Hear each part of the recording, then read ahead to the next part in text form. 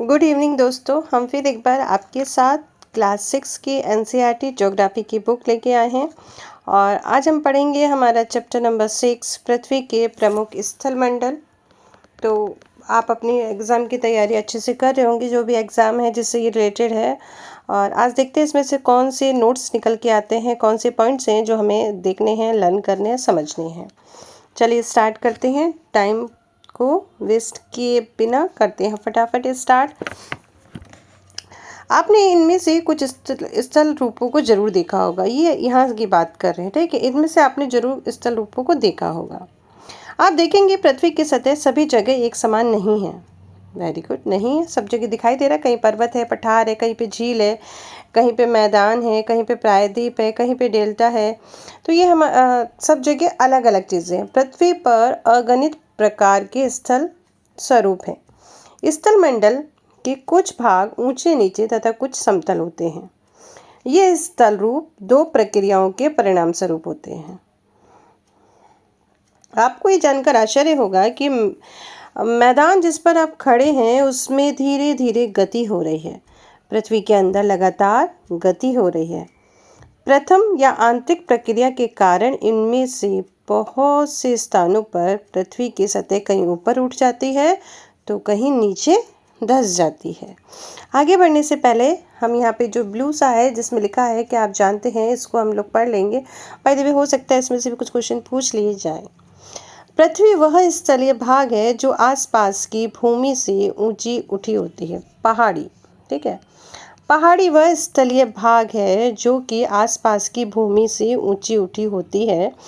600 metre से अधिक ऊंचाई एवं खड़ी ढाल वाली पहाड़ी को पर्वत कहते हैं। खड़ी ढाल वाली पहाड़ी को पर्वत कहते हैं, जिसकी जो ऊंचाई है वो कितनी होनी चाहिए, 600 से मीटर हो जाएगी तो बढ़ती जाएगी तो वो पहाड़ बन जाएगा, ठीक है। अब चलते हैं हम आगे।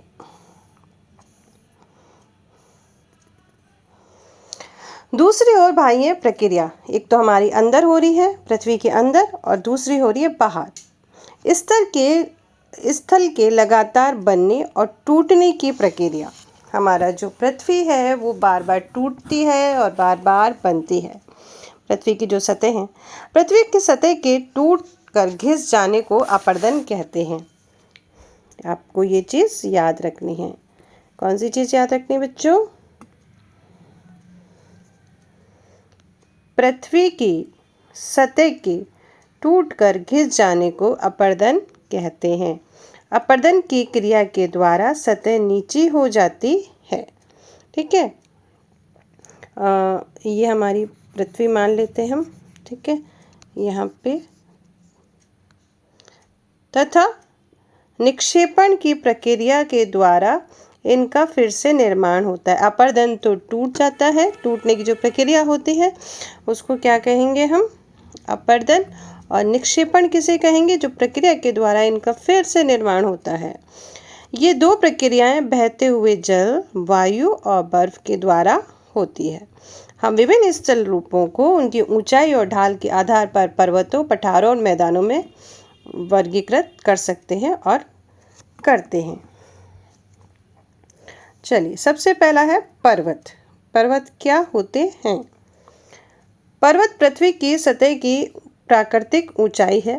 पर्वत का शिखर छोटा तथा आधार बड़ा होता है। शिखर छोटा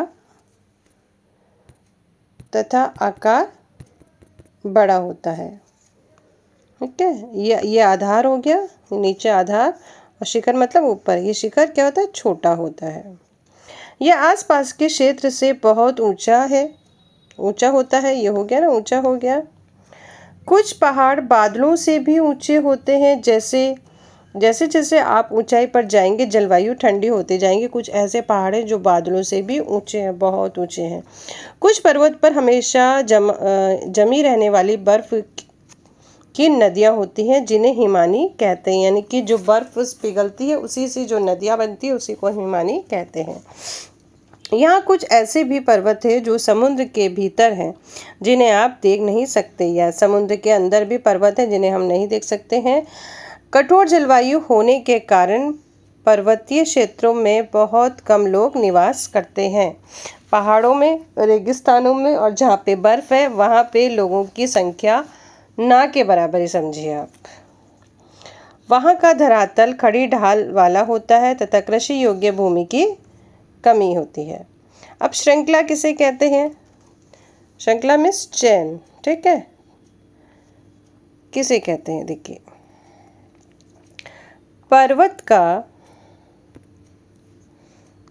पर्वत एक रेखा के क्रम में व्यवस्थित हो सकते हैं जिसे श्रृंखला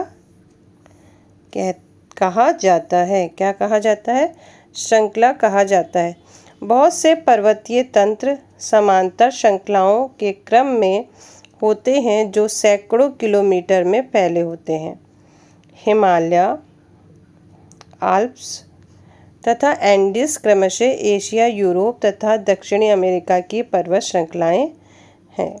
ठीक है, हिमालय, यूरोप, ये क्योंकि यूरोप में ही आएगा ना, सॉरी एशिया में है, यूरोप में है और एंडीज दक्षिणी अमेरिका में, तो ये पर्वत श्रृंखलाएं हैं।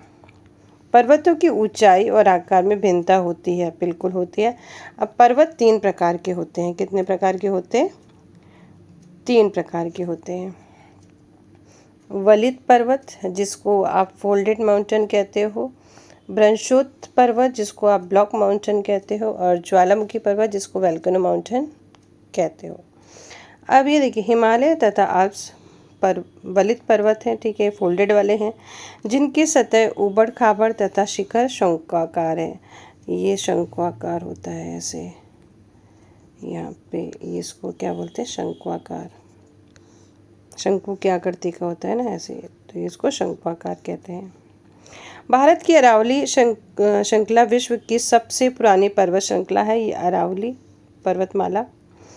अपरदन की प्रक्रिया के कारण यह श्रृंखला घिस गई है। उत्तरी अमेरिका के अल्पशियन तथा रूस के यूराल पर्वत गोलाकार दिखाई देते हैं। इनकी ऊंचाई कम है। ये बहुत पुराने वलित पर्वत हैं। इसको भी आप देख सकते हैं, इसको भी आपको देखना पड़ेगा, समझना पड़ेगा, याद करना पड़ेगा।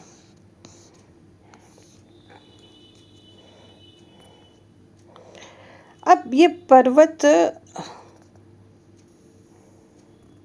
उसके बाद आ रहे हमारे, जब बहुत बड़ा भाग टूट जाता है और ऊर्ध्वाकार रूप से विस्थापित हो जाता है तब हमारे ब्लॉक माउंटेन का निर्माण होता है। ब्रंशोत्त निर्गमन, ऊपर उठे हुए खंड को उत्खंड, ये ऊपर उठा हुआ जो खंड है, सॉरी, ये ऊपर उठा हुआ जो खंड है इसको क्या कहेंगे? उत्खंड कहते हैं, ठीक है।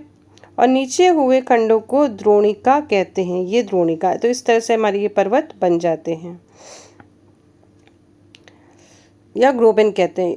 यूरोप की राइन घाटी तथा वॉस्फेज पर्वत इस तरह के पर्वत तंत्र के उदाहरण हैं। एटलस में दिए गए, ये तो हो गया। ज्वालामुखी पर्वत, अब आते हैं हमारे ज्वालामुखी पर्वत। इनके बारे में डिटेल में आपको और समझाया जाएगा, बट पहले हम लोग इसको पढ़ लेते हैं क्योंकि मेन तो हमको पढ़ना है, समझना है।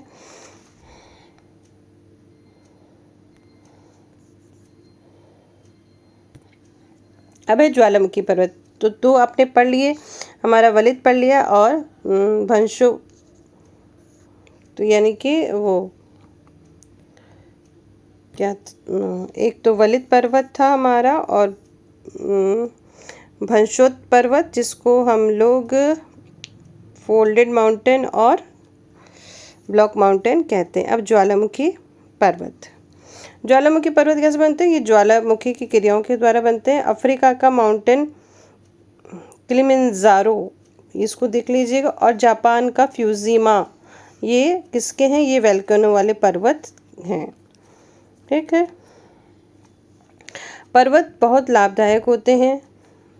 ज़्यादा नहीं पूछा गया है इसमें, आपको इतना ही याद करना है कौन कौन से पर्वत, किस किस तरह के पर्वत है, बस यही आप देख लेंगे। पर्वत बहुत लाभदायक होते हैं। पर्वत जल के संग्रहगार होते हैं। बहुत सी नदियों के स्रोत पर्वतों में स्थित हिमानियों से होते हैं, यानी कि बर्फ़ जो पिघलती है उसी से नदियाँ बनती हैं। जलाशयों के जल को लोगों तक पहुंचाया जाता है। पर्वतों के जल का प्रयोग सिंचाई, पनबिजली के उत्पादन में किया जाता है। नदियाँ, घाटियाँ, वेदिकाएँ कृषि के लिए उपयुक्त होती हैं। पर्वतों में अलग अलग प्रकार की वनस्पति, जीव जंतु पाए जाते हैं। ये इतना कोई वो नहीं है, फिर भी पढ़ लेते हैं। ठीक है। चारा, आश्रय, दूसरे उत्पाद जैसे गोंद, रेजिन इत्यादि प्राप्त होते हैं। सैलानियों के लिए पर्वतीय भाग उपयुक्त स्थान है। वे पर्वतों की यात्रा उनकी प्राकृतिक सुंदरता को देखने के लिए करते हैं। विभिन्न प्रकार के खेल जैसे पैराडाइलिंग, हैंग ग्लाइडिंग, रिवर राफ्टिंग तथा स्काइंग पर्वतों के प्रचलित खेल हैं। ठीक है। अब ये इतना था। अब देखते हैं और क्या हमारे लिए खास है इसमें। ये तो पर्वत आपको बता दिया है कि ये पर्वत किस तरह से बन रहे हैं। अब आते हैं हम पठार पे। ठीक है। पठार क्या होता है? पठार उठी हुई एक सपाट भूमि होती है। ये आसपास के क्षेत्रों में अधिक उठा हुआ होता है तथा इसका ऊपरी भाग मेज के समान होता है, जिसको ऐसे टेबल की जैसे होता है ना। किसी पठार के एक या एक से अधिक किनारे हो सकते हैं जिन पर ढाल खड़े होते हैं। पठारों की ऊंचाई प्राय 100 मीटर से लेकर कई हजार मीटर तक हो सकती है। पर्वतों की तरह पठार भी नए पुराने हो सकते हैं। भारत का दक्कन पठार, ठीक है, भारत का कौन सा पठार?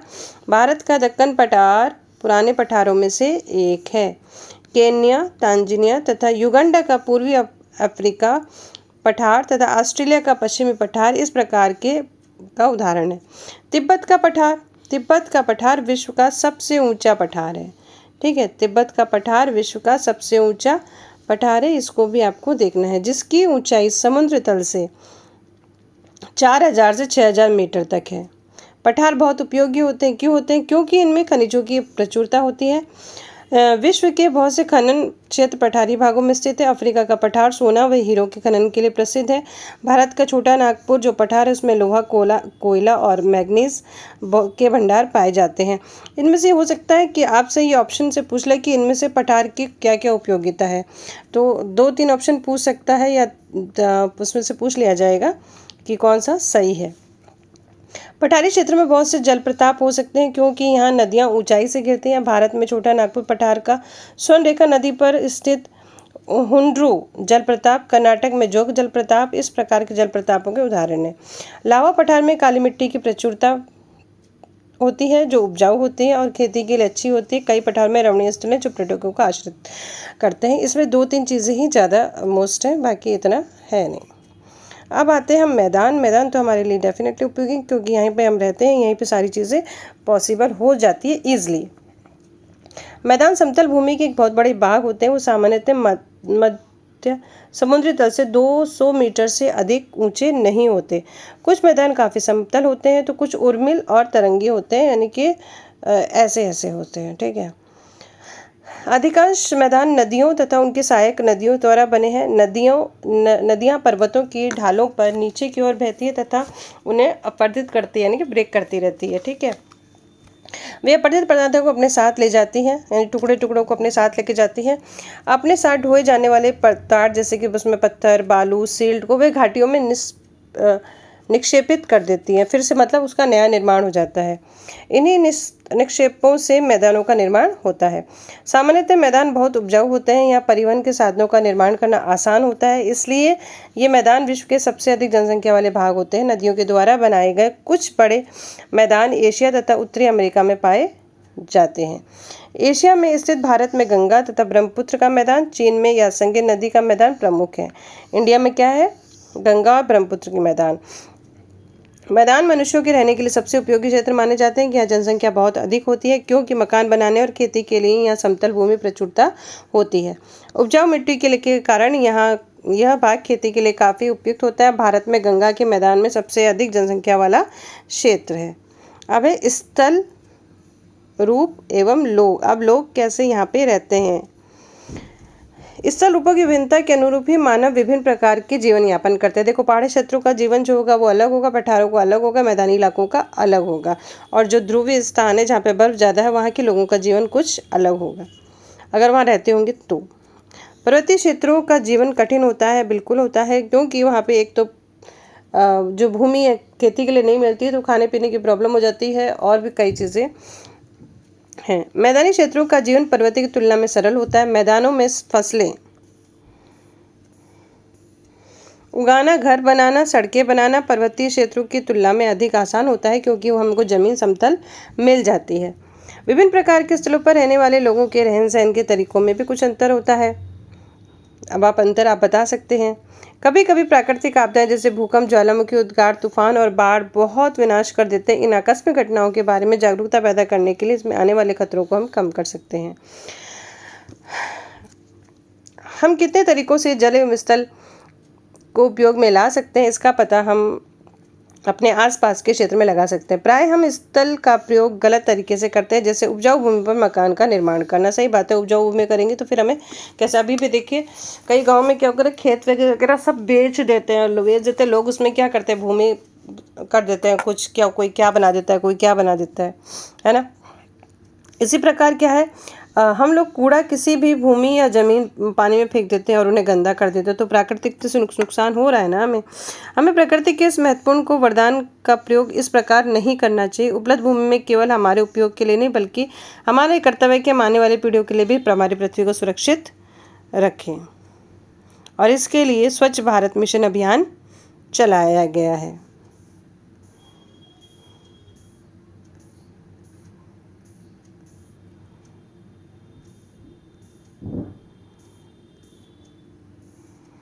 तो ये हो गया आपका लेसन फिनिश।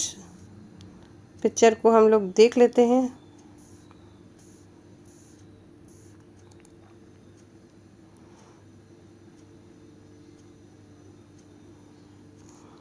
ये एरिया कौन सा बताओ? यस, ये रेगिस्तान का एरिया है आपका। ये कह रहे चित्र संख्या 1 से 10 को ध्यान से देखिए और प्रत्येक के लिए एक एक वाक्य लिखिए। ठीक है, लिख दिया जाएगा।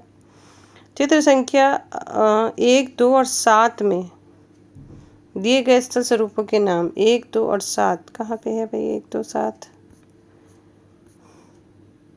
अच्छा यहाँ पे बता रहे हैं।